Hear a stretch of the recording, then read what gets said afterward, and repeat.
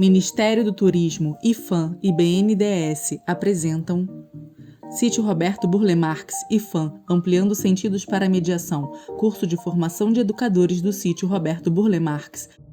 Lei de Incentivo à Cultura, patrocínio BNDES, coordenação Intermuseus, realização Sítio Roberto Burle Marx, IPHAN, Secretaria Especial da Cultura, Ministério do Turismo, Pátria Amada Brasil, Governo Federal. Burle Marx e Arquitetura, com André Slé. Este vídeo é a gravação do curso Aprofundando Sentidos para a Mediação, realizado na plataforma Zoom entre novembro de 2020 e março de 2021. Participam deste encontro com o convidado, a equipe de educadores do Sítio Roberto Burle Marx e a equipe de organização do curso, proposto pelo Intermuseus. A descrição das imagens apresentadas neste vídeo está disponível em arquivo de texto e pode ser lida com aplicativos de conversão de texto em voz. O vídeo reproduz o ambiente virtual de videoconferência. O enquadramento do vídeo e as imagens de fundo variam de acordo com o dispositivo, a posição e o local de cada participante. Boa tarde a todos. Eu queria agradecer muito o convite, né? Eu acho que é mais um passo que a gente dá em um momento importante. Queria só reforçar que eu estou falando com vocês a partir daqui, da Universidade de Brasília, onde eu sou professor, e sou professor da disciplina Arquitetura Brasileira, que é, na verdade, o grande campo que me dediquei a estudar desde mestrado, doutorado, e que, de alguma forma, pude colocar em prática quando diretor de Patrimônio Material e Fiscalização do IPHAN, e com muito orgulho, conhecendo o trabalho que vinha sendo realizado no sítio e, como disse a Cláudia, ajudando a impulsionar, a partir exatamente da administração da Cláudia Storino, uma renovação no sítio que não termina, né? É fantástico, porque ela se constrói como um processo, é um duplo processo, um processo participativo, de um lado, né, raro em todas as instituições públicas, em tantas instituições públicas que eu conheço, mas muito raro da maneira como ele é de fato participativo, tanto internamente quanto externamente, ou seja, tanto daquelas que são os agentes responsáveis pelo sítio, mas também com a comunidade. E também é um processo porque ele nunca se apresenta como pronto, né? Ele sempre vai tendo um desafio novo, e isso, acreditem, isso nasce com Roberto Burle Marx. Isso está no DNA do sítio Roberto Burle Marx, né? Que se construiu dessa maneira, como um processo. Não há nada no sítio que deve ser encarado como pronto. Eu acho que essa talvez seja a primeira informação relevante, né? A gente não tem o direito, no sítio Roberto Burle Marx, imaginar que as coisas estão prontas, porque as coleções botânicas vão sempre exigir cuidado, mas todas as demais coleções que compõem o conjunto do sítio também vão. Então, eu vou passar para a apresentação, como estudar a arquitetura brasileira, porque a historiografia da arquitetura brasileira ela está posta. Nós temos um conjunto grande de livros, de textos, eu vou mostrar alguns para vocês a partir de agora, que nos dão uma boa introdução e um conjunto significativo de informações a respeito da arquitetura brasileira. Mas, especificamente, com o olhar apontando para o sítio, a coisa eu acho que tem que tomar um outro rumo. E aí eu recorri a um historiador inglês chamado John Summerson, que eu gosto muito do John Summerson. Ele teve a capacidade de dar aula de arquitetura pela BBC, ou seja, pela rádio. Então, vocês imaginem o que é dar aula de arquitetura sem mostrar arquitetura. Isso que é o fantástico do John Summerson. Ele escreveu um livro, Arquitetura Clássica, que é um espetáculo, da onde eu tirei essa frase.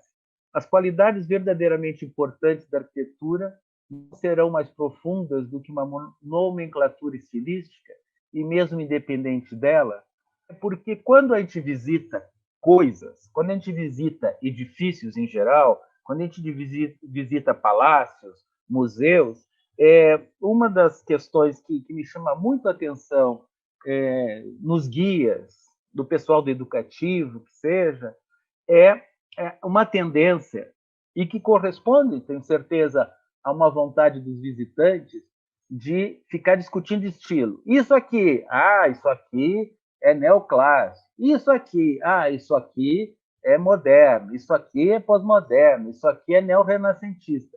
Ou seja, como se toda a construção de anos e anos que está ali materializada em algum edifício, algum palácio, algum museu, fosse possível de ser resumida a essas nomenclaturas estilísticas que, obviamente, são criações da historiografia. Tá? E, como eu disse, nós temos um conjunto muito forte, muito robusto, eu acredito, de livros hoje publicados, e eu estou mostrando aqui, peguei 6 deles, 6 que eu uso bastante nas minhas aulas. Como eu estou falando para o Rio de Janeiro, né, eu peguei o Paulo Santos, aquele clássico vermelhinho ali, que é importante, porque foi um esforço que o Paulo Santos fez para contar a história da arquitetura no Rio de Janeiro. Depois, o do meio, do Carlos Lemos, que é outro esforço de resumir num livro quase de bolso a história da arquitetura brasileira, e adoro esse livro, principalmente porque o Carlos Lemos foi meu orientador de doutorado e pessoa que eu tenho um carinho, um respeito muito grande, ou o da Capa Vermelha, Arquitetura do Brasil 500 anos, 2 volumes muito robustos, com muita informação. Muita informação.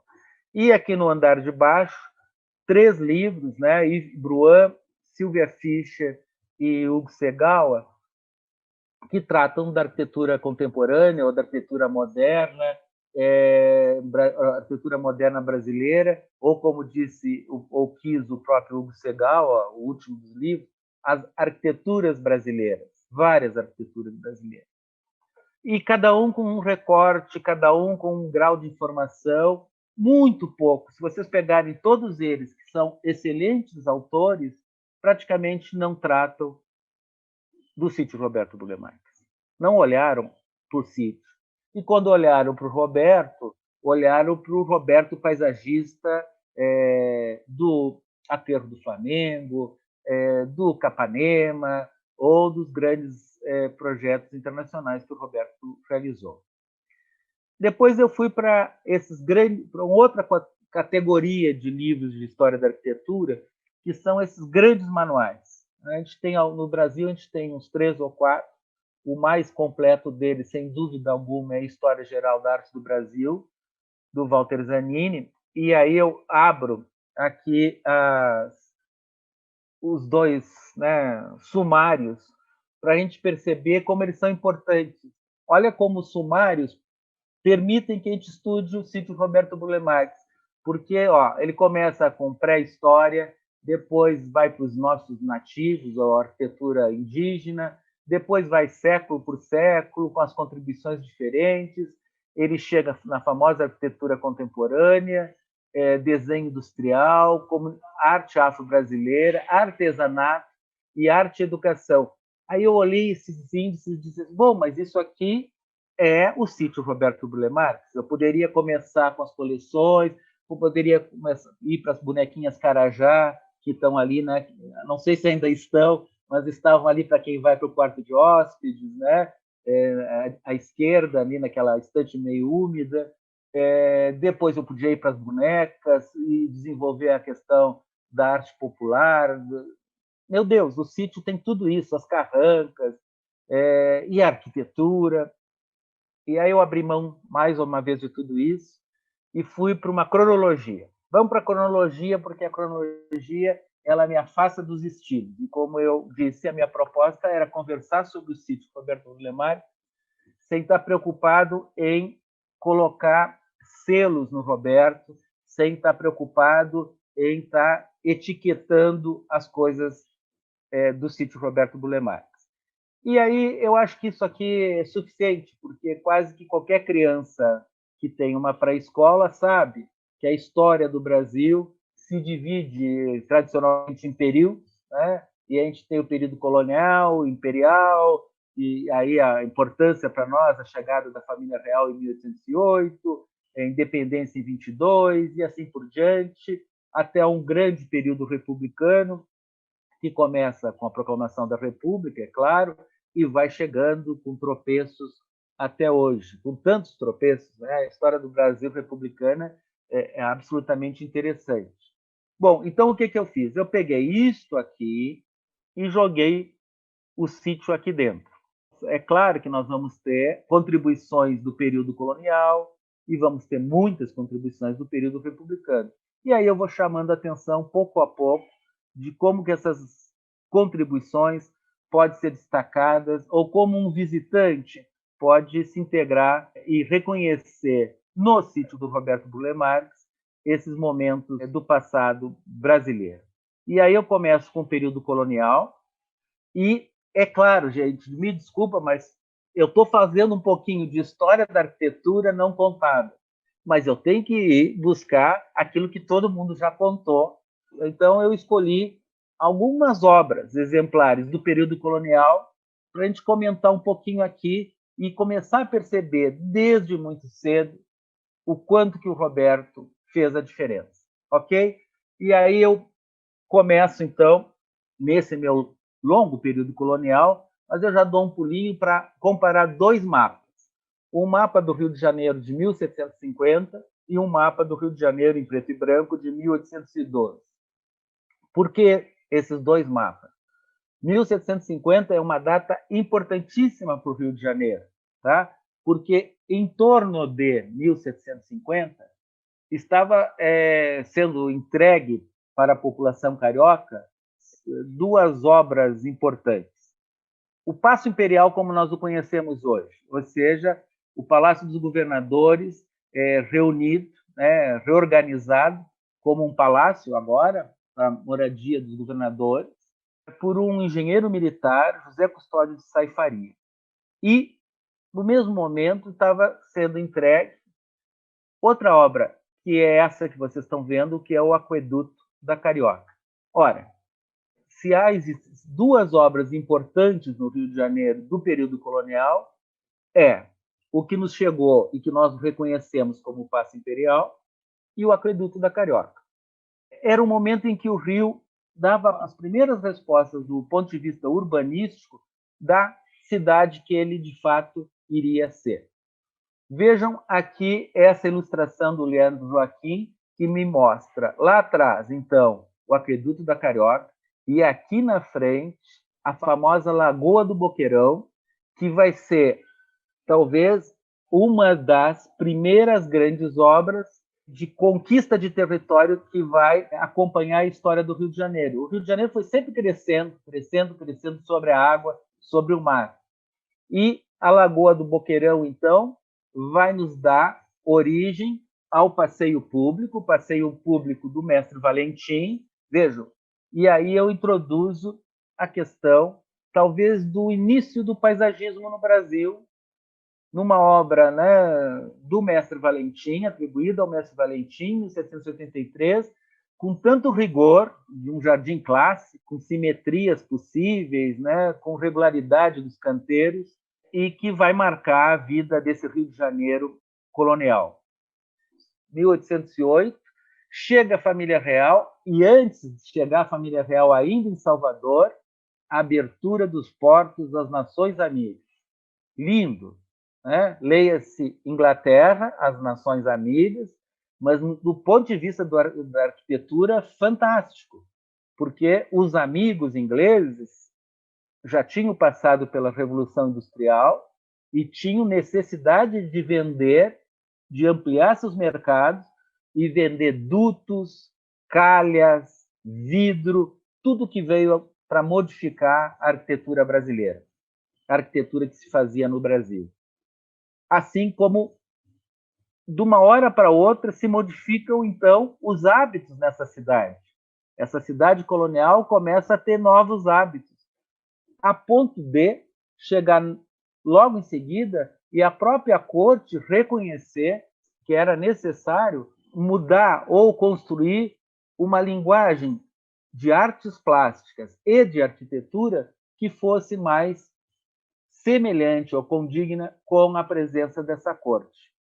1816, como todos sabemos, é o momento da chegada da famosa missão francesa no Rio de Janeiro, Debré, o grande Debré. Eu acho que se só viesse o Debré, a gente já poderia dizer missão, porque o Debré fez tanta coisa que é impossível ele ter feito sozinho. Então, a missão francesa de Jean-Baptiste Debré, mas também de Grandjean de Montigny, que é a primeira personagem que eu queria salientar na formação de Roberto Burle Marx. Roberto vai estudar na Escola de Belas Artes e, portanto, na tradição da Academia de Belas Artes fundada por esses franceses e particularmente pelo Grandjean de Montigny. Ele é reconhecido, né, e nos tradicionais livros de história da arquitetura como introdutor do chamado neoclassicismo no Brasil. Mas ele é um arquiteto formado em Paris, na tradição acadêmica de se fazer arquitetura, mas eu queria chamar a atenção para essa obra, para essas duas obras. Aqui vocês estão vendo os jardins que ele, Grandjean de Montigny, fez na Westfália para o irmão do Napoleão Bonaparte, Jerônimo Napoleão. E olhem que fantásticos os jardins de Grandjean de Montigny. Vejam, não só a história da arquitetura começa, tradicionalmente esquece de falar do sítio e do Roberto, mas também esquece de dizer que o Grandjean de Montigny fazia jardins, e fazia jardins como esse que vocês estão vendo aí, um jardim que não é o modelo de jardim do passeio público, já é um modelo com caminhos sinuosos, que tenta, de alguma forma, reconstruir a natureza, como se fosse um jardim natural. Ele é artificial, obviamente, mas ele se constrói como se o paisagista estivesse pintando a natureza, recriando a natureza. É um jardim pitoresco, que vem da pintura. E aí vocês vejam esses elementos que aparecem aqui com tanta graça, sinuosidade e através do qual se circulava para chegar na residência do irmão do Napoleão Bonaparte. Mas vem a independência, o Brasil se torna um império independente em 1822, e do período imperial eu peguei outro edifício que não tem, que já é bem mais elaborado do que o Paço Imperial, sem dúvida alguma, né? Que já tem as platibandas, que o telhado já está escondido, ou seja, que as platibandas são decoradas, que a simetria é uma regra e que aparecem os elementos de arco pleno, tanto no andar superior quanto no andar inferior, e que nos apresenta esse edifício tão conciso, tão elegante, de maneira que ele vai entrar na memória social, né? O famoso Palácio do Itamaraty, vocês estão vendo uma foto contemporânea dele aqui, cuja fachada voltada para o jardim interior é mais contida ainda, e me agrada muito essa ideia de concisão que tem aqui, porque é uma redução dos elementos decorativos, e como se a arquitetura dialogasse diretamente com o espaço externo. O jardim, o espelho d'água, o cisne, todo o conjunto compõe uma unidade chamada Palácio Itamaraty. Aqui uma vista um pouco mais distante, com as outras alas, todas elas mais recentes, né? A residência do Conde de Itamaraty é só essa aqui, essas aqui são mais contemporâneas. E, vejam, uma arquitetura do período imperial é tão e tão forte que é impossível imaginar a existência do atual Palácio de Itamaraty, aqui na cidade onde estou, Brasília, projetada por aquele que é considerado como o mais criativo dos arquitetos brasileiros, Oscar Niemeyer, e que tem no Roberto Burle Marx o seu paisagista. E vejam que coisa fantástica, como é possível dar continuidade à história da arquitetura com pequenas citações, quase que como homenagens que Roberto soube fazer, que Oscar soube fazer, que Bruno Jorge, o autor da escultura do Meteoro, também soube fazer em relação à qualidade deste Palácio do Itamaraty. O Palácio do Itamaraty ele vai ser utilizado como Ministério das Relações Exteriores, mas para moradia de verão da família imperial se constrói o Palácio de Petrópolis. E logo em seguida vai se buscar paisagistas e vai se buscar arquitetos para poder dar cor e graça a esse cenário da família imperial no Brasil. E aparecem, então, algumas personagens que não são muito bem lembradas na história do paisagismo no Brasil, e eu vou mostrar dois. Um dos dois eu tenho foto, que é esse que vocês estão vendo aí. Jean-Baptiste Binot é um francês. Eu fui buscar num almanaque, é um almanaque de 1847 do Rio de Janeiro, vocês não estão lendo, mas eu vou ser generoso com vocês, vou ampliar, e ele faz a propaganda. Binot, jardineiro, florista, cultivador, Rua São Januário 9, São Cristóvão. Encarregue-se da cultura e conservação dos jardins, tanto por mês como por ano. Faz toda a sorte de ornamentos próprios, como caramanchões, pirâmides, arcos do triunfo, barcos de verdura, etc., para que tenha à disposição dos amadores com considerável coleção de riscos de jardins do gosto antigo e moderno. Vejam, ele se apresenta para os cariocas, ele pode trabalhar para o ano todo ou por mês, ele faz pirâmides, arcos dos triunfos, caramanchões, e o mais importante, ele tem uma rica coleção de riscos, portanto, de projetos, do gosto antigo ou moderno. Andrei, o que é gosto antigo ou moderno em paisagismo? Já vou mostrar para vocês.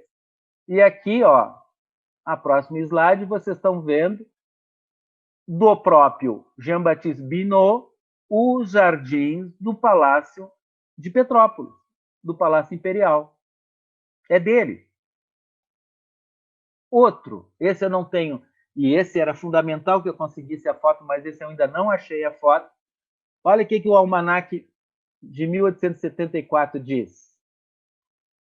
Frederico Gros encarrega-se de fazer jardins, parques, labirintos, etc., com cascatas e rochedos ao gosto mais moderno, tirando toda a vantagem da esplêndida vegetação do país. Vejam como é fantástico a gente compreender a história da arquitetura não como dados fechados em si, mas como processo. Vocês certamente alguma vez já leram ou até repetiram que foi Roberto Burle Marx que introduziu o uso das plantas nativas do Brasil em seus jardins. Vejam que em 1874 eu estou apresentando Frederico Gros para vocês e ele faz propaganda de jardins feitos com a esplêndida vegetação do país. E mais, ele faz jardins modernos. São aqueles jardins que têm cascatas, rochedos e cujo maior de todos os especialistas e exemplos é esse. O Glasiou chega no Brasil no mesmíssimo momento e vai ser contratado pelo Dom Pedro II, vai cuidar dos jardins da Casa Real e dos jardins públicos do Rio de Janeiro. Olha o passeio público do Glasiou e vamos comparar Glasiou com Mestre Valentim. Aqui, então, nós temos, agora, respondendo para vocês, o jardim moderno, que tradicionalmente nós chamamos de jardim inglês, e o jardim clássico, que tradicionalmente chamamos de jardim francês. Simétrico, canteiros todos iguais, muitas formas geométricas. Glasiou, jardins pitorescos, caminhos sinuosos, canteiros igualmente sinuosos, lagos artificiais, imitação de cascatas, imitação de pontes como se fosse de madeira. Para reforçar, vamos olhar ainda outros jardins. Olha o jardim do próprio barão lá de Nova Friburgo, né? São Clemente. Eu gosto muito dos feijõezinhos. Feijõezinhos são essas ilhas que tem, né, nos interiores dos lagos. Para quem não conhece, isso aqui é onde está a residência. Veja o tamanho do jardim. O Jardim da Quinta da Boa Vista, a primeira versão. Depois o Dom Pedro II pede para que ele modifique o desenho do jardim e introduza a famosa Alameda de Sapucaia. Quinta da Boa Vista, Glaziú. Um primeiro desenho para o Campo da Aclamação, e que não foi construído, e a opção foi por também o Jardim do Brasil. E aí nós entramos na República. A República muda a nossa história, porque logo no começo vamos ter, em 1900, o casamento dos pais do Roberto Burle Marx. Portanto, nós vamos entrar agora na história do Roberto Burle Marx e na formação do Roberto Burle Marx. Aqui está o pai e a mãe do Roberto. Eles casam, moram num primeiro momento em Recife, nessa residência, e logo em seguida se mudam para São Paulo e moram nessa residência, mas aqui não existe ainda Roberto Burle Marx, existem os pais dele, a família está se formando nesse momento, e vejam as casas pitorescas e, mesmo sem ter nascido, né, mas vejam a questão da presença e do gosto pelos jardins, que todos nós sabemos, porque estudamos, vai cultivar por toda a vida a mãe do Roberto Burle Marx. E não é à toa que o pai do Roberto Burle Marx vai assinar revistas alemãs de paisagismo. Em 1909 nasce o nosso personagem, nasce o Roberto Burle Marx, e em seguida a família, em 13, a família já está morando no Rio de Janeiro, na famosa Chácara do Leblon, que mais uma vez terá como característica os jardins, o contato com vegetação, e essa chácara deve ser mais e melhor estudada, porque está na cara que ela foi a grande escola do paisagista Roberto Burle Marx. Porque tem espaço, aqui ele fez experiências, aqui ele teve a primeira estufa, aqui nós sabemos ele começou a coleção botânica, e daqui a coleção botânica foi levada para o sítio Roberto Burle Marx. Portanto, essa convivência desse jovem que está se formando, desse jovem que está constantemente em contato com as artes, com a música, com o piano, com o canto e com o paisagismo, é fundamental. Também todos nós sabemos da importância da famosa viagem à Alemanha, quando ele visita os jardins botânicos da Alemanha, quando ele desperta para a importância da vegetação brasileira que ele encontra nos jardins que visita na Alemanha. Ao retornar, ele entra e ele vai direto para a Escola Nacional de Belas Artes para ter uma formação acadêmica. Vejam que eu estou fazendo questão de separar a formação e sensibilização para as artes, que é anterior à chegada da Academia de Belas Artes. E aí, então, vocês têm um edifício da Academia de Belas Artes, que é também importante, porque ele faz parte dos grandes edifícios ecléticos que começam a ser construídos a partir de 1904 no Rio de Janeiro, com a abertura da Avenida Central, com o Teatro Municipal, com a Biblioteca Nacional, e não é diferente com o edifício da Escola Nacional de Belas Artes. Do ponto de vista de linguagem, vejam o nosso Paço Imperial do período colonial, o nosso Palácio Imperial de Petrópolis do período imperial, e agora do período republicano, a Escola de Belas Artes, onde o Roberto vai estudar, e exatamente vai estudar no momento em que Lúcio Costa, o vizinho Lúcio Costa, vizinho do Leme, conhece Lúcio Costa do Leme, mas tem uma passagem importante em 1930 e 31, exatamente quando o Roberto está na escola, que o Lúcio vai ser o diretor por um ano da Escola Nacional de Belas Artes, vai fazer a famosa reforma da escola, chega a montar o salão chamado Salão Revolucionário, que é o Salão de Belas Artes montado no final de ano com a exposição da produção dos alunos mas ele é demitido, exonerado do cargo, e deixa a semente de uma renovação no ensino da arte em 30, ano da Revolução de 30, Getúlio Vargas, e marcado por essa figura importante, Lúcio Costa, que vai ser também o responsável por convidar esse jovem estudante e esse vizinho para projetar os jardins da Casa Schwartz, que é considerado em 30 o primeiro jardim projetado por Roberto Burle Marx, já numa casa modernista, uma casa projetada pelo Lúcio Costa e por um russo, judeu russo, chamado Gregory Warshawski, que é também considerado como figura expoente da vanguarda da arquitetura modernista no Brasil, principalmente em São Paulo, e Lúcio Costa aqui no Rio de Janeiro. Ambos foram sócios e no momento dessa sociedade, então, Roberto aparece agora como um paisagista, e não é qualquer paisagista, ele está presente já desde o primeiríssimo momento nas obras modernistas de vanguarda no Brasil, como vocês estão vendo aí. Simultaneamente, ele tem aulas com o pintor Léo Putz, que é importantíssimo.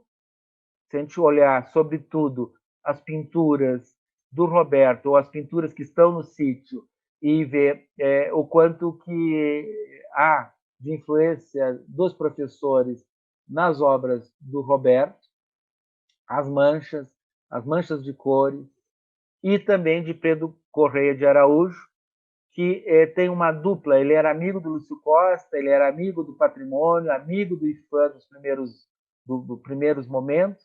O IFAM foi criado em 37, e aqui tem duas obras do professor do Correia de Araújo, e vocês vejam também, tanto na natureza morta quanto no retrato, como são parecidos com os retratos que o Roberto vai fazer do próprio pai, da mãe, que fazem parte do acervo do sítio. Tá? Ou seja, a formação dele também é tributária, sem dúvida alguma, aos professores da Escola de Belas Artes. Ainda nesse período formativo, essa foto é significativa, porque o Roberto é o único que está de preto na foto, é fácil de reconhecer. O jovem Roberto no lado do mestre Portinari. Portinari está aqui sentado, e atrás do mestre Portinari, Mário de Andrade. Isso é um espetáculo, né? Esse trio, imaginar que esse trio já teve algo comum, em 1934, é um período de também ainda acho que é fechamento da formação do Roberto, com influência dessas figuras tão importantes da história das artes e da história do Brasil, sem dúvida alguma, tanto que depois o Roberto vai seguir ainda auxiliando o Portinari em obras importantes. Formado, ele vai, a convite de um colega, ele vai para Recife, e em Recife, aí sim desenvolve seus jardins públicos. Esses jardins que eu estou mostrando para vocês estão todos hoje tombados, são patrimônio nacional, e que fazem parte dos 6 jardins que o Roberto projetou para a cidade de Recife. Vou mostrar 3 aqui para vocês. Casa Forte, aqui acho que é a marca do Roberto, no sentido de jardins que usam a flora local. É muito marcante, sobretudo a praça, essa que eu estou mostrando para vocês, a Praça Euclides da Cunha. No momento que ele está em Recife, há então toda a badalação e a presença do Le Corbusier, do arquiteto francês, no Rio de Janeiro. E aqui eu estou mostrando os 2 desenhos. O desenho que o Le Corbusier fez para o Ministério e um desenho que a equipe brasileira, liderada pelo Lúcio Costa, fez para o mesmo Ministério. O Le Corbusier fez questão de utilizar um outro lote que não o do concurso. Ele fez onde está mais ou menos o aeroporto Santos Dumont, foi onde ele projetou o ministério dele, Le Corbusier. É claro que isso não avançou. As ideias aqui presentes certamente influenciaram os jovens arquitetos brasileiros, repito, liderados por Lúcio Costa. Roberto ainda está em Recife. Logo em 1937 é criado o IFAM, o Serviço do Patrimônio Histórico e Artístico Nacional, e o Dr. Rodrigo, primeiro presidente e diretor do IPHAN, solicita que o Lúcio Costa vá para São Miguel das Missões e lá estude o que era possível fazer com os remanescentes das antigas missões jesuítico-guarani. E ele projeta esse pavilhão, pequeno museu, ou pequeno pavilhão, como ele mesmo chamava, e ele é muito importante, esse pavilhão, para o sítio Roberto Burle Marx, ou pelo menos para a minha leitura do sítio Roberto Burle Marx. Para quem não conhece, é uma caixa de vidro protegida por varandas de 3 lados e cobertos por um telheiro, por uma cobertura de telhas de barro, e os pilares são recriados a partir das peças de pedra que estavam no chão e que eram encontradas com grande quantidade. Portanto, Roberto Burle Marx está fazendo arquitetura moderna com materiais tradicionais. Ele está fazendo arquitetura tradicional brasileira, e isso nós vamos encontrar no sítio Roberto Burle Marx. Isso que eu vou chamar a partir de agora de nativismo. Ou seja, a linguagem é moderna, não existia no mundo, até este momento, nenhum museu caixa de vidro. Agora existem muitos ruins, inclusive, para as peças que estão lá expostas. Essa é a primeira proposta de vanguarda do ponto de vista de um pequeno monumento que permita a leitura do monumento principal, que é a ruína. E ele faz esse pequeno monumento utilizando pedra, madeira e barro, e uma caixa de vidro. É isso que, de certa forma, o Lúcio vai seguir pelo resto da vida, e alguns outros arquitetos junto com ele. 38, vocês estão vendo o Portinari já finalizando os grandes painéis que ele produziu para o Ministério da Educação, e o Roberto está aqui. Roberto já está novamente no Rio de Janeiro, auxiliando o Portinari, aonde? No principal edifício do modernismo brasileiro. E essa contribuição não vai se dar apenas como auxiliar do Cândido Portinari, mas principalmente porque ao Roberto Burle Marx, então, vai ser solicitado o paisagismo do edifício. Vejam que fantástico, porque a cada novo edifício dos mais importantes da arquitetura brasileira, sempre Roberto Burle Marx está acompanhando com a sua arte, seja a arte da pintura, seja a arte do paisagismo. Aqui está o projeto, conforme o desenho do Roberto, e aqui é o paisagismo atual do edifício. Ele faz todo o térreo, o jardim do térreo, ele faz os jardins do terraço do ministro, que é esse que vocês estão vendo, e faz o paisagismo do último pavimento do famoso jardim superior do palácio. Na sequência, nós temos o Roberto ligado a outro grupo de arquitetos modernistas brasileiros, que ganham o concurso do Aeroporto Santos Dumont, e ele faz, então, a Praça Salgado Filho, na frente do Aeroporto Santos Dumont.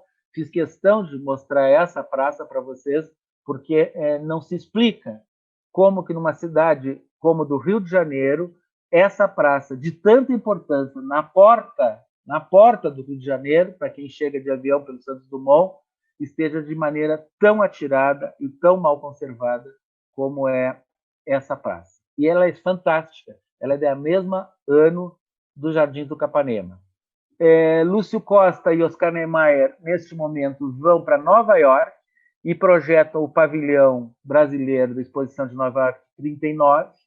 O paisagismo não é do Roberto Burle Marx, é de um americano, mas quando lá estão, acontece um problema sério no patrimônio brasileiro, que é a necessidade de construir em Ouro Preto o Grande Hotel de Ouro Preto.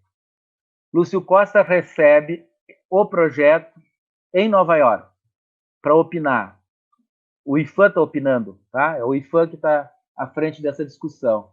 Então, em 39, o Dr. Rodrigo Melo Franco envia o projeto feito pelo arquiteto Carlos Leão, e o Lúcio não aprova, porque era um projeto neocolonial, porque era um projeto que voltava no tempo e que recuperava elementos da arquitetura tradicional brasileira de maneira explícita.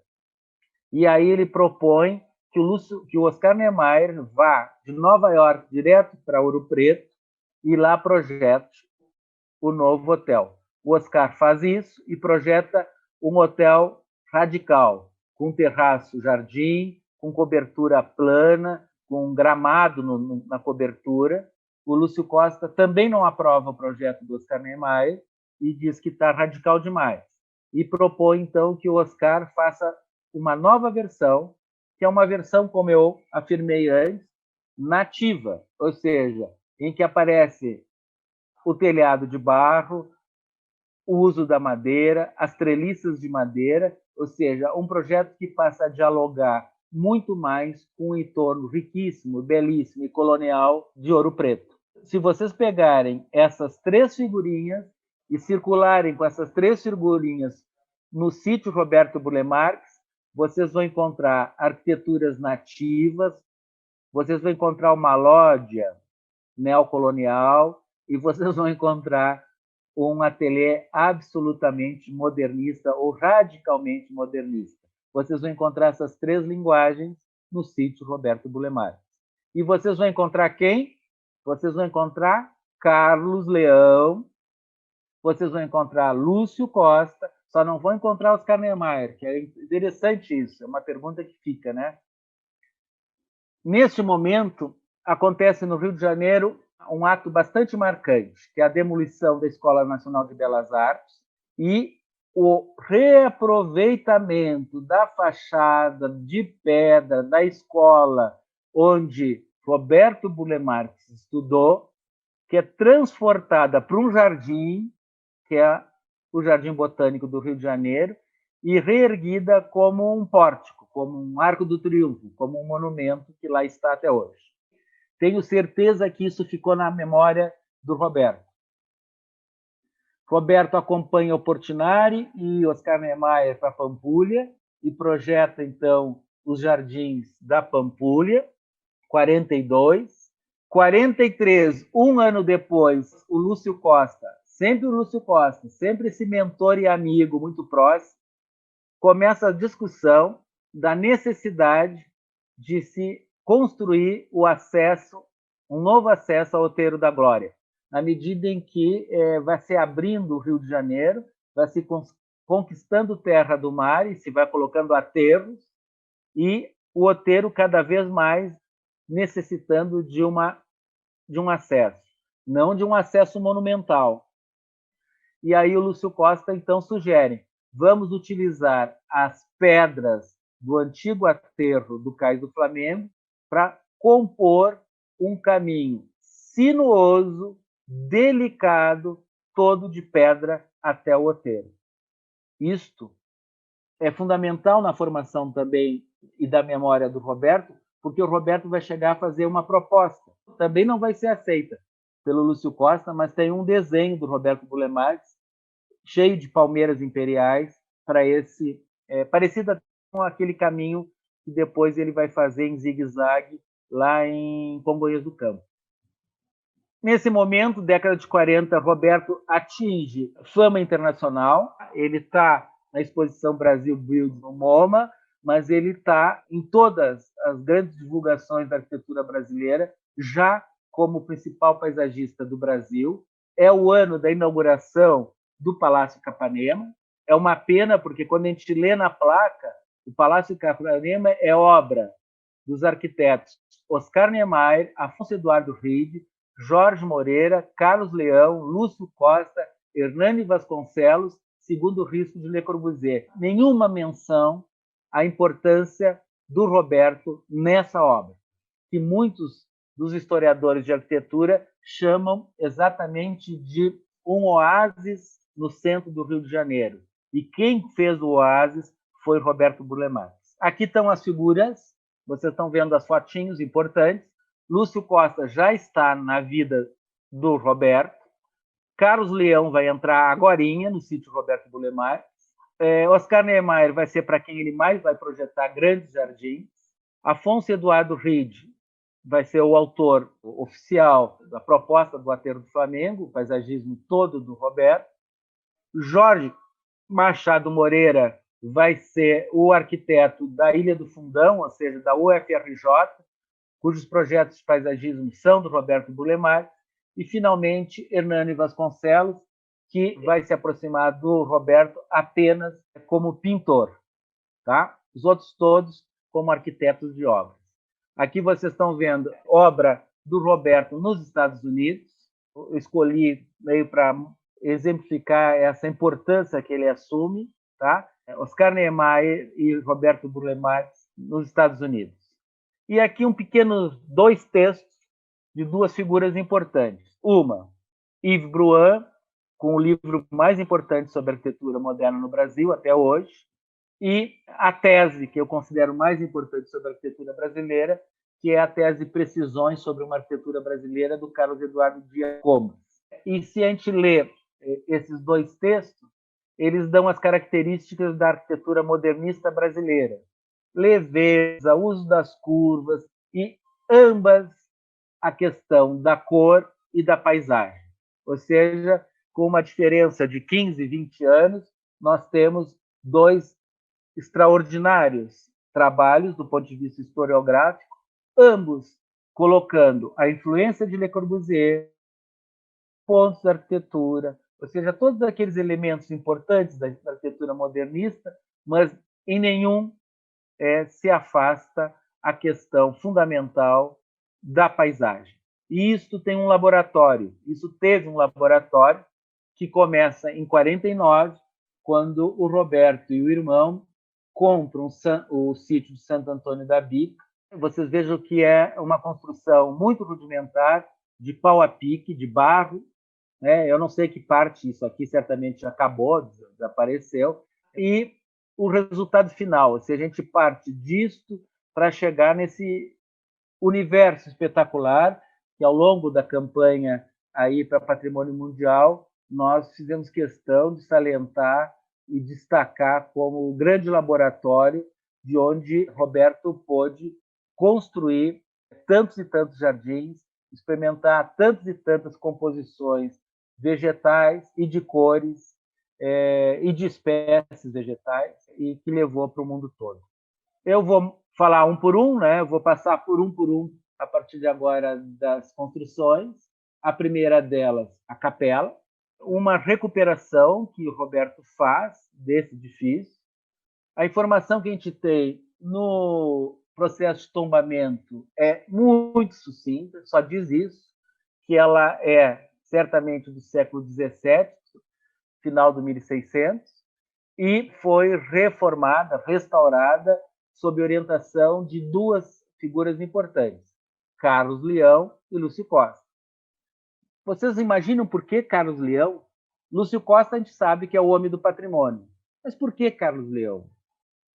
A minha hipótese é a seguinte: entre todos os arquitetos modernistas brasileiros, e principalmente entre todos os arquitetos que participaram do esforço da construção do Ministério e demais edifícios modernistas, Carlos Leão é o que menos se afastou da arquitetura tradicional ou da arquitetura nativista, da vertente nativista da arquitetura moderna brasileira. Olha o que ele projetava. Ele projetava casas de fazenda. E me parece natural que o Roberto Burle Marx tenha recorrido a esse amigo, todos foram amigos do Roberto, né? Que projetava edifícios tão sensíveis, com plantas moderníssimas, mas tão sensíveis, com telha, branquinhos. Essa é a casa do Carlos Leão, onde ele vivia. Então, vejam, por que não Carlos Leão ajudar a recuperar o sítio que o Roberto acabou de comprar? Por outro lado, nós vamos reconhecer nessa plantinha baixa, de nave única, com coro e capela menor, estreita, né? Isso aqui é posterior.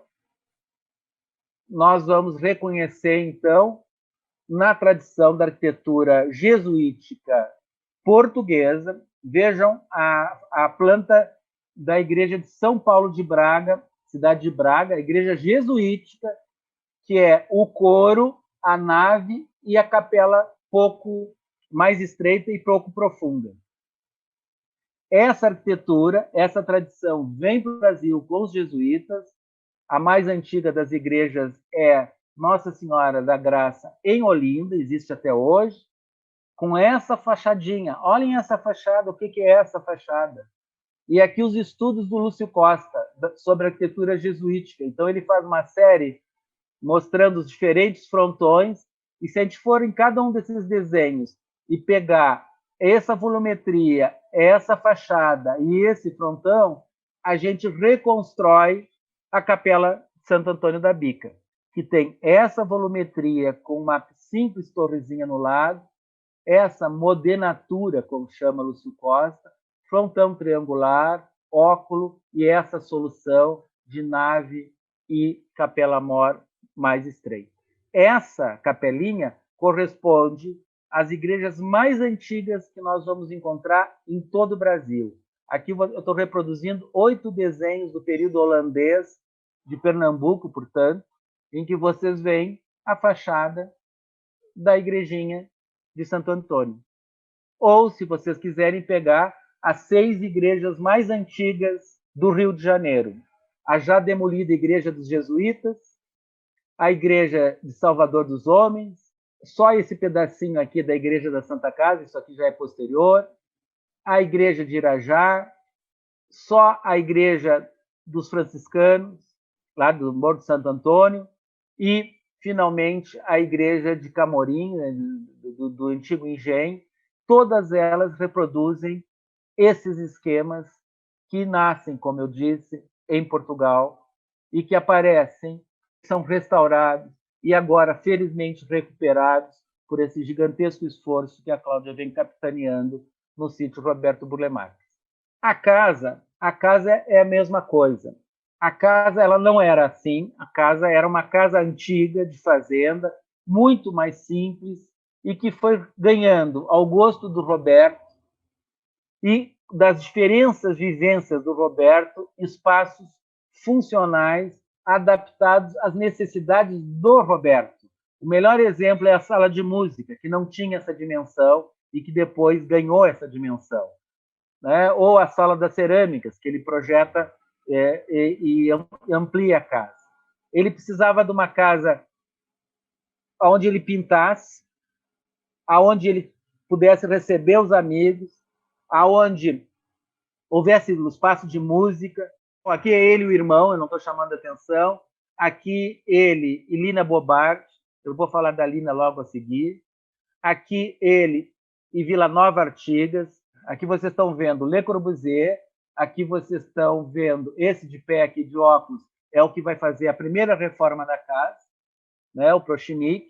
Ari Garcia Rosa, que vai fazer o prédio administrativo do sítio. Aqui está o Roberto. E aqui está o Le Corbusier, onde a gente imagina tudo tenha começado do ponto de vista das influências. Aqui vocês estão vendo uma planta da casa em que a sala de jantar ainda estava dividida em 2 compartimentos, ela vai perder, e a partir do estudo das plantas, a gente identifica pelo menos 3 momentos. Muito provavelmente ela tenha tido um volume mais ou menos que corresponde a isso que eu estou vendo. Internamente era diferente, mas volumetricamente era semelhante. Aqui vocês estão vendo o alpendre sem a sala das cerâmicas. Aqui vocês estão vendo já com a sala das cerâmicas, aqui sem a sala das cerâmicas. Aqui vocês estão vendo uma foto da Casa dos Fundos sem a sala da cerâmica. Só esse pedacinho verde é o que está aparecendo aqui. A sala da cerâmica. Roberto na sala da cerâmica. Eu que dou esses nomes, tá? Sala da cerâmica. Eu sei que vocês no sítio têm outros nomes, né? Aqui vocês estão vendo a varanda ampliada e na sua diversão menor. E chamar atenção para vocês, educadores, a importância dessas carrancas, tanto do ponto de vista da carranca em si, como simbólico. Porque exatamente quando o Roberto passa a colecionar e comprar essas carrancas, é o momento em que a intelectualidade brasileira está fazendo os primeiros estudos sobre carrancas. Na Bahia, Lina Bobardi começa a sua coleção de carrancas. No Rio de Janeiro, a gente vai ter carrancas no sítio, nós vamos ter carrancas depois lá no Museu do Folclore. Tá? Então, é um momento de descobertas de carrancas. Isso aqui é a coleção da Lina Bobardi. Isso é foto do Marcel Gauthieron, patrimônio, tá? IFAM. E aqui estão importantíssimas peças que o sítio tem, tá? Não são qualquer carranca e que tem um sentido simbólico muito grande ao serem incorporadas na varanda, na proa da casa do Roberto Burle Marx. Elas estão à frente e, como boas carrancas, elas estão trazendo bons olhares e afastando os maus olhares, ok? Aí estão as carrancas nessa varanda tão importante para essa casa, tá? A ponto de ter ganho um jardim só para ela. A cara que esse jardim foi todo construído em função da varanda.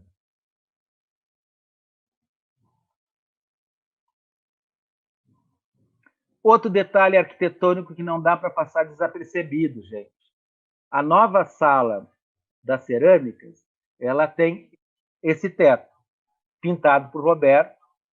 Tá? Então, teto de gamela em corte é isso aqui. Ó. Eu tenho as duas águas, ou seja, uma água para frente e uma água para trás.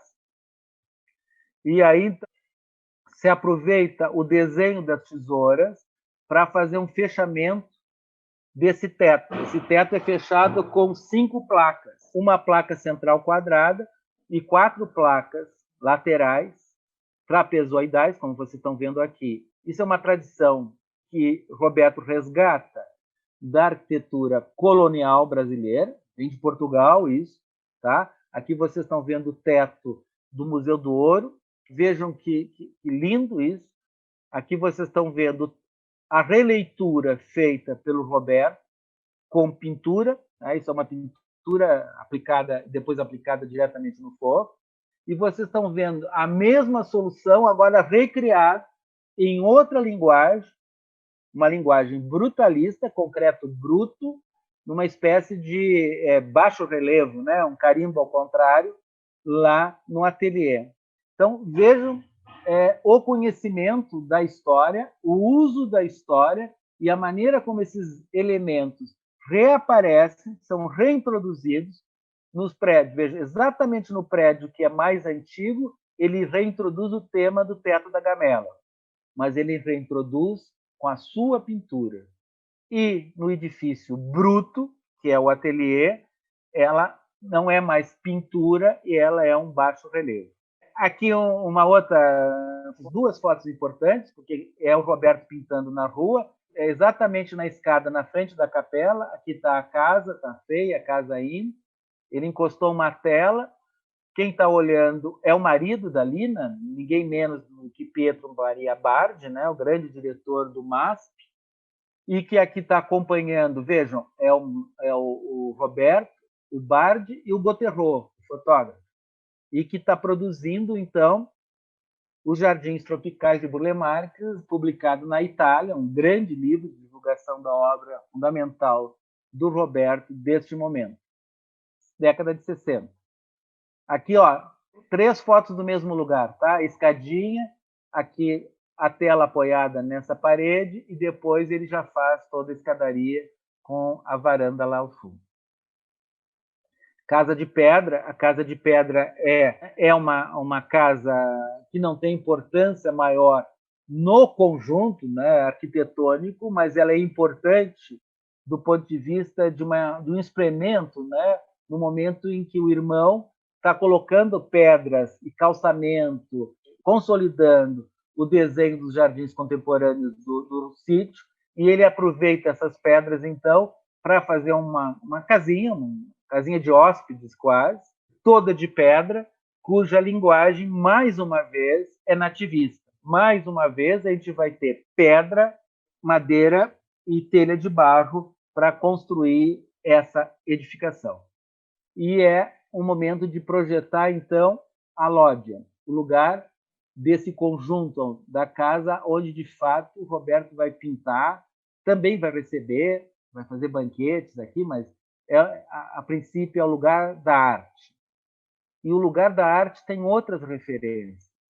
O lugar da arte na cabeça do Roberto e na minha cabeça, porque eu estou fazendo uma interpretação para vocês, é diferente. E para mim, a lógia é chamada de lógia não impunemente, porque ela faz referência à mais importante entre todas as lógias construídas até hoje, que é a Lógia da Senhoria em Florença.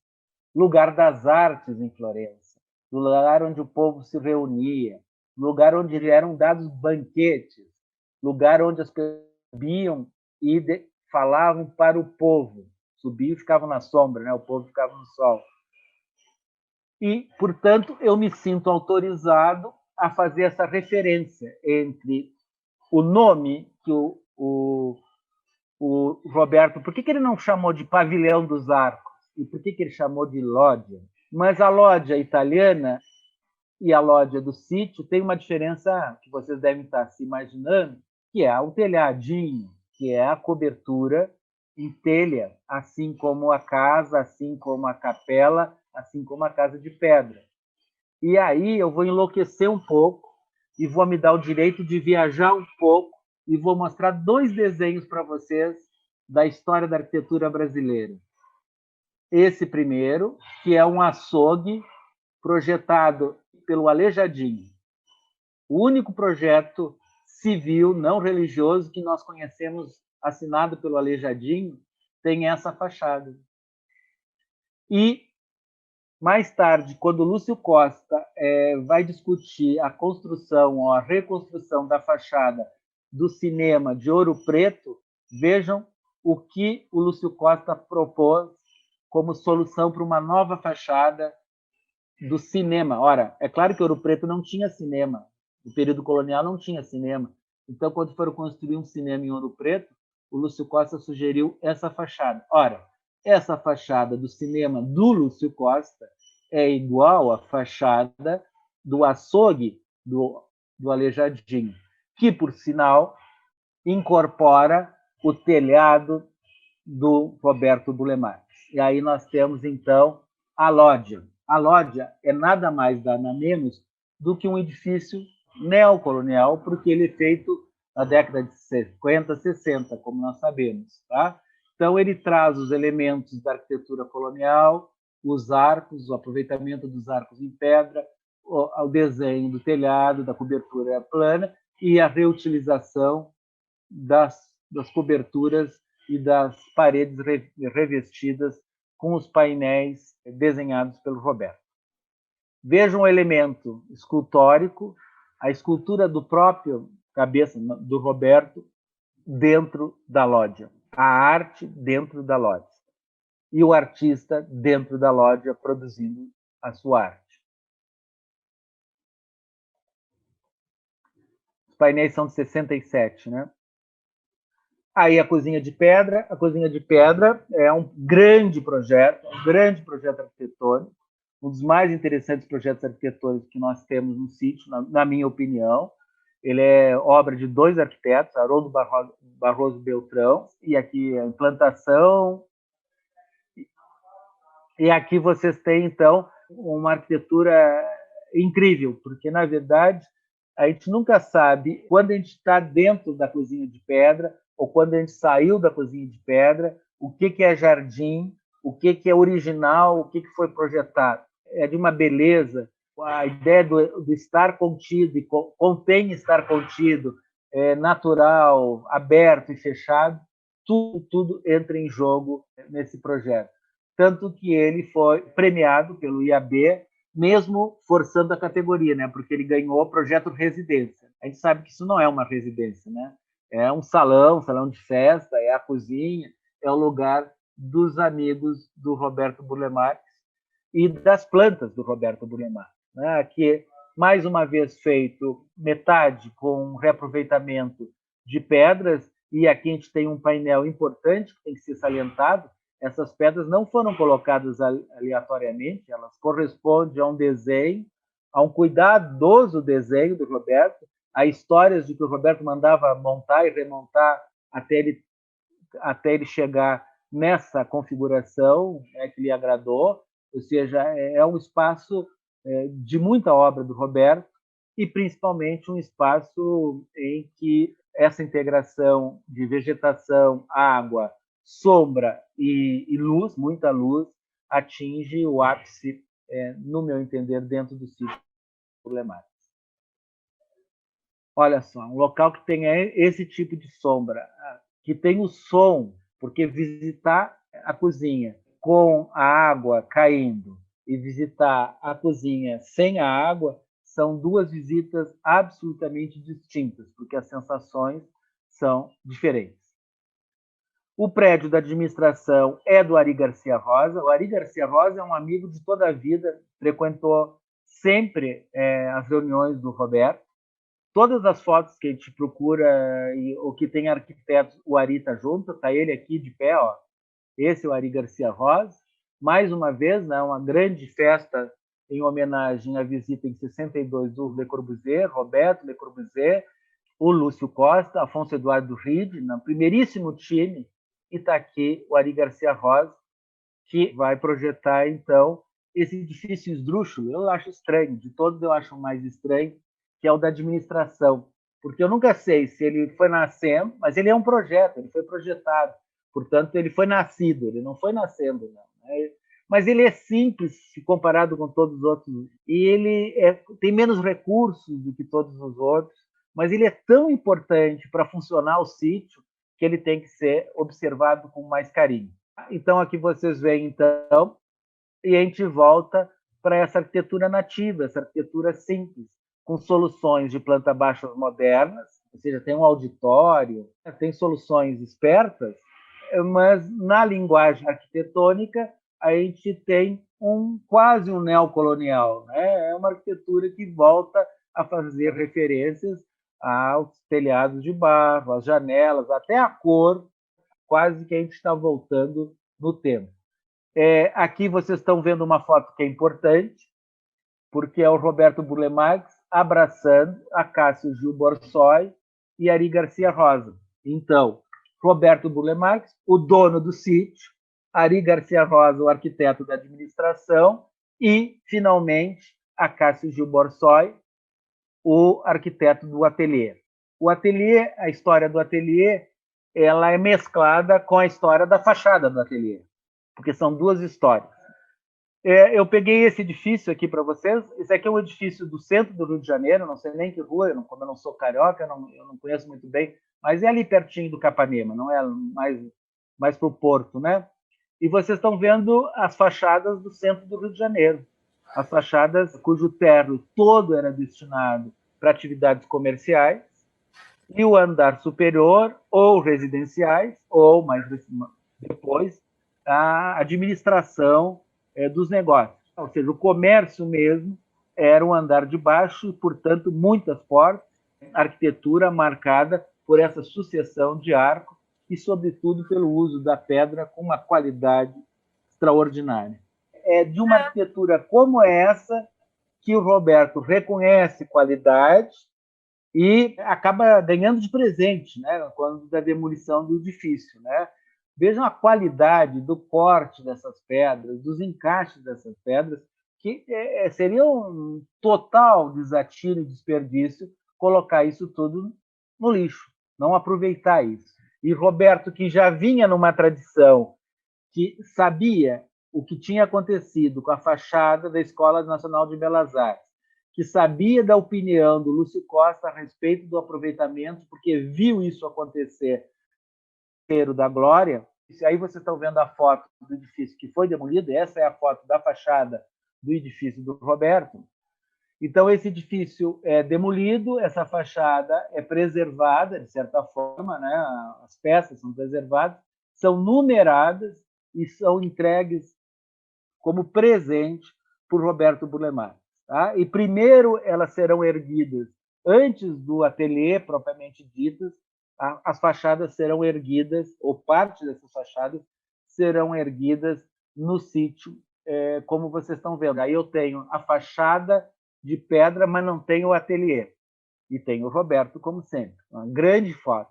Essas fotos eu tirei até desse painel que fiz referência, da maneira como o arco principal e as arcadas se encaixam no projeto do Acácio Gil Borsoi e da Janete Costa, casados, e aí são importantes arquitetos do modernismo brasileiro na sua versão pernambucana, mais uma vez Pernambuco na vida do Roberto. Os dois fazem uma vida acadêmica, não, como arquitetos em Pernambuco, mas eles constroem no Rio de Janeiro.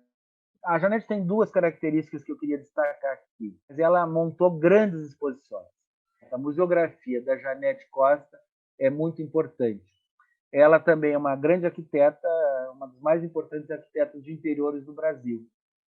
E aí eu quero mostrar dos dois, do Acácio e da Janete, a casa deles no Rio de Janeiro. Aí está. A casa se resolve, como vocês estão vendo, em níveis.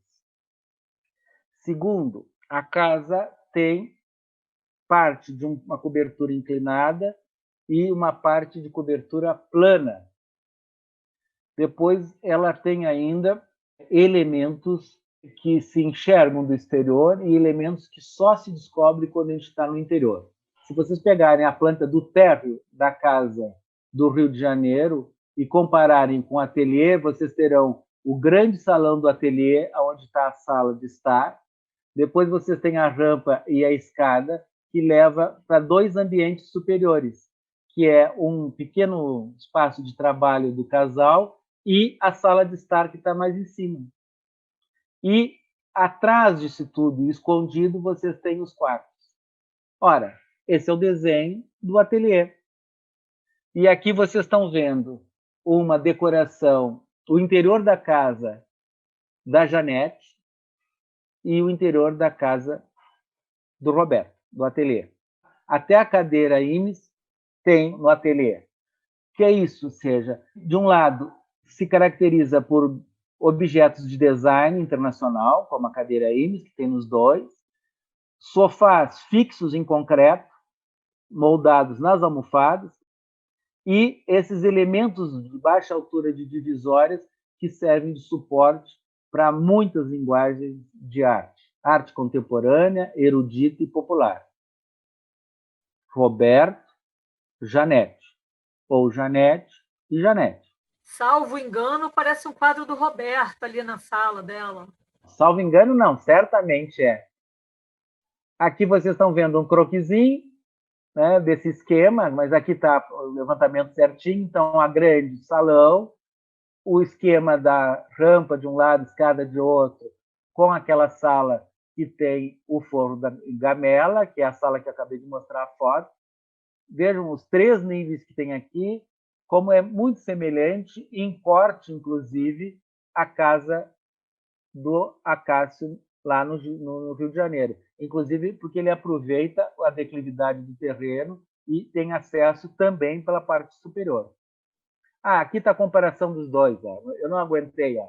Olha a casa do Acácio e o ateliê que ele projeta para o Roberto. Mas não é igual. Claro que não é igual, gente. Por favor, eu estou falando de arquitetos, bons arquitetos, né? Que têm linguagem. E essa linguagem eles conseguem soluções que, obviamente, eles reproduzem em muitas das suas obras.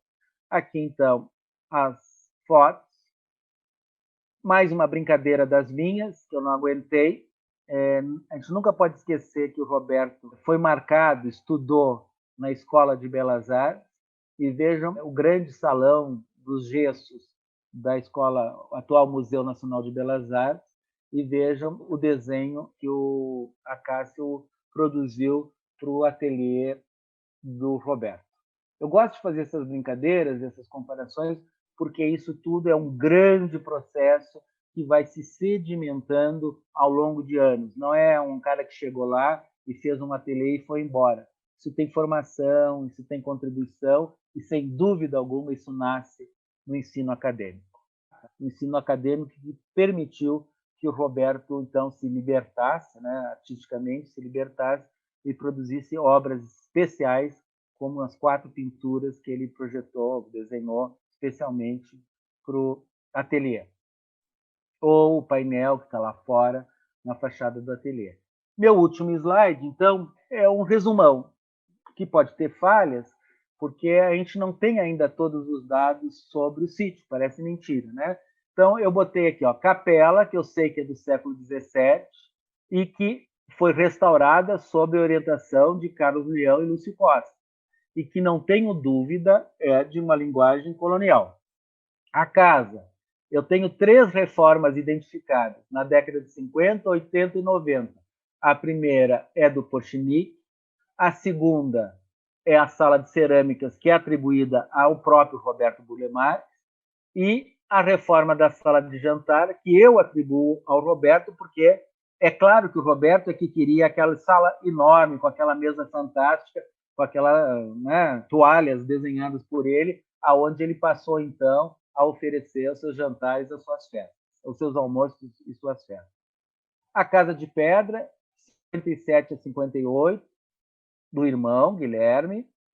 A Lódia, década de 60, finalizada em 67, que é a data que tem no painel, Roberto e do irmão, e aí a arquitetura é neocolonial, tá? É a mais neocolonial de todas as construções de dentro do sítio. A Cozinha de Pedra, 61, Ruby Breitman e Haroldo Barroso Beltrão. É uma construção absolutamente modernista, linguagem modernista, tá? Com detalhes brutos, portanto, né, se aproximando do brutalismo, e aí vem a importância e a foto do Vila Nova Artigas, que é o maior e mais importante arquiteto do brutalismo e do concreto à vista no Brasil, paulista, e que também visitou o sítio. O ateliê vai ser inaugurado em 94, infelizmente, né, com a morte do próprio Roberto. A Cássio Juborsó e a Janete, interior. É um edifício brutalista, sem dúvida alguma. Se vocês olharem, e sobretudo a segunda parte da construção, onde está a sala, o salão, os dormitórios, né, brutalista, ou seja, elementos de arquitetura bruta, concreto bruto. Tá? E a administração do Ari Garcia Rosa, 89 a 92, mais uma vez, a gente volta para o nativismo, que vai pontuar, quase que o nativismo é que dá a homogeneidade do conjunto das construções, porque aí quando a gente chega, tanto na Cozinha de Pedra, quanto chega no ateliê, os interiores são tão surpreendentes, a questão do uso da pedra, das vegetações, surpreendem tantos, que, de fato, os visitantes deixam de estar preocupados com os estilos dos prédios. Veja que eu não estou falando em estilo, eu estou falando em linguagem.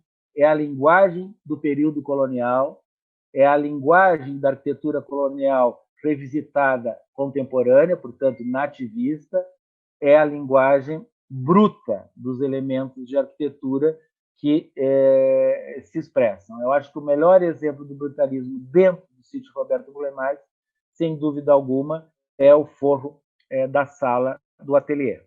Aquele forro de gamela extraordinário, né? E mesmo assim, repito, porque foi eu que levantei essa lebre, por mais brutalista que ele seja, ele está repleto de tradição na história da arquitetura brasileira. Ok, gente? Valeu, muito obrigado. Realização IFAM. Presidente, Larissa Peixoto. Diretores, Arthur Lázaro Laudano Brengunce. Tassos Licurgo, Rafael João Alac Fabrino, Marcelo Brito, Arlindo Pires Lopes, Sítio Roberto Burle Marx, diretora Cláudia Maria Pinheiros Torino, chefe da divisão administrativa Letícia Dias Lavor, chefe da divisão técnica Marlon da Costa Souza, educativo do Sítio Roberto Burle Marx, Letícia Dias Lavor, Suzana Bezerra, Daniela da Silva Gouveia, Débora Maria da Silva, Matheus B. Plum, Rafael Lô Lopes Marinho. Coordenação Intermuseus. Direção executiva Andréa Bueno Buoro. Coordenação de projetos Joana Tutolmundo. Assistente de coordenação de projetos Marina Frugoli. Gestão financeira Raquel Celso. Gestão de recursos incentivados Clarice Magalhães. Criação, desenvolvimento e conteúdo educativo Bianca Soares Ramos. Maria Antônia Goulart. Assistentes de projeto Verônica Nascimento. Daiane Silva. Design dos dispositivos lúdicos Laura Gonçalves Alves Garcia, Muriel Regis Bonfim. Design gráfico, Pedro Alamorim. Edição de vídeo, Ronaldo Miranda. Direção de conteúdo, Joana Tutelmundo. Audiodescrição, Sabrina Bairros. Lei de Incentivo à Cultura. Patrocínio, BNDES. Coordenação, Intermuseus. Realização, Sítio Roberto Burle Marx. IFAM, Secretaria Especial da Cultura. Ministério do Turismo. Pátria Amada Brasil, Governo Federal.